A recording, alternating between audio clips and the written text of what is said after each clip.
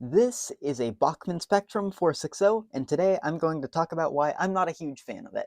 Before we get really deep into it, I just want to mention that I've actually had this model for several months. This is just the first time I've actually gotten around to making a video on the thing, and I've used it a fair bit. I got this model used, I traded it with a friend, just because he had no need for it, and I put a DCC decoder in it, and with that out of the way, let me start talking about this thing. To start, I want to talk about some of the good things about this model before we get into all the negatives. And the biggest one, I think this is a really nice looking engine, even for a few little defects here and there. It has some really nice applied handrails and whistle and other basic steam locomotive details. The interior cabin is actually really nice. The engineer and fireman are both detailed really nicely, along with all of the controls and everything in the cab. These windows are actually modeled open, which is kind of cool on both sides. And all these handrails, as I mentioned, are all really sturdy. They are not going to break easily. They might have some paint wear off, but they will last quite a while. The drivers are also painted really nicely, and they just look really good. And there's just a lot of other really small details on here. I really like the pilot. This is just a really good looking model. The tender and its detailing is also quite good as well. The coal actually looks good, even though it's fading a little bit. But it is just overall a nice looking model. It's also quite heavy. I believe the whole boiler on this thing is made fully out of die cast, which supposedly should help it have more pulling power, but we'll get to that later. I just think this is a really nice looking model, and if it actually operated just as good as it looks, I think this would be a great model for the price Bachmann sold them at. Now, with a little bit of positive stuff out of the way, let me talk about all of the things that I am not a huge fan of with this model, as minor or major as they may be. One of which is actually this whole tender connection. This is an annoyance on every single Bachmann engine. These like to break. I've had friends who have had many of these break. I had one break myself. I don't like this very much, and it takes a lot of effort to reconfigure, so it's just kind of an annoying design. And another thing I don't really like is how the wiring here was. When I got the engine, these two trucks were shorting out. I could not get this truck in any orientation in any setup to actually pick up power without causing a short circuit. So it does not have any wiper there, which may be the cause of some of my other issues, but we'll get to that later. Another one I don't like is the fact that the tender and its drawbar, they do not like to stay connected very well. You have to be very careful or else these things will come disconnected, even if you just have a really slight hill, which is the same problem my old GS4 had. And I also don't really like the way they did this, like, divider, walkway, whatever you want to call it, because it is so hard to get the thing lined up correctly to sit.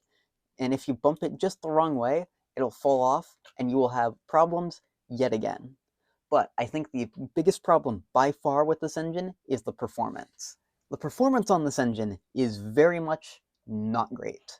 Even with a DCC decoder, it does not perform well at all. I mentioned the fact that the boiler is really heavy. This engine struggles up a moderate grade to pull 5 like NMRA weighted cars, which is no good. And the other issue it has is, despite having all-wheel pickup minus the front of the tender, rear of the tender, I forget which one it is, it likes to stall a lot. This engine, I did not put a keep alive in it, but it does not have very good power pickup. So over and over again, this thing will stall on any little switch, which for club operations gets really annoying. So I would like to get a keep alive in it, but that bothers me quite a bit. But with all that out of the way, this thing is okay. Even with all those problems, it might be a fine engine if you do a little bit of work to it. But the other problem is the price Bachmann was selling these things for new, which I believe was something like $150 or $200, which for the problems I've had with this thing and its weak pulling power is just terrible. It is not worth that $200 or $150 or whatever. It was fine for the trade I had and what I got rid of it for, or got rid of for it, but for a brand new engine, this would be a very infuriating thing to buy new. I will definitely be making some changes when I have time. For when I do want to get Keep Alive in this thing, I do want to see if I can change the wiring setup to allow me to have all-wheel pickup on the tender again, and maybe even change up the wiring setup so I don't have to deal with that connector or whatever, because I've never been a fan of them. Any engine I can get rid of them on, I will get rid of the whole connection.